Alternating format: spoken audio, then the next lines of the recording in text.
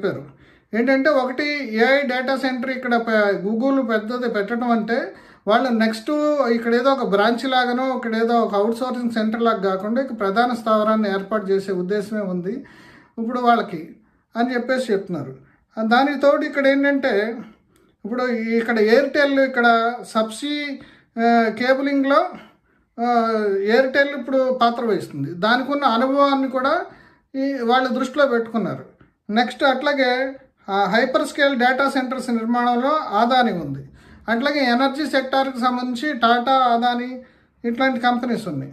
అంటే ఇప్పుడు ఈ డేటా సెంటర్ పెట్టడం వల్ల ఇప్పుడు ఎయిర్టెల్కున్న స్కిల్ సబ్సీ కేబులింగ్లో అట్లాగే డేటా సెంటర్ల ఇన్ఫ్రాస్ట్రక్చర్ నిర్మాణం చేయడంలో అదానీ వాళ్ళకున్న స్కిల్ వీటన్నిటిని దృష్టిలో పెట్టుకుని మల్టీనేషనల్స్ కంపెనీస్ ఇక్కడికి వస్తాయని చెప్పేసి ఆయన చెప్తున్నారు.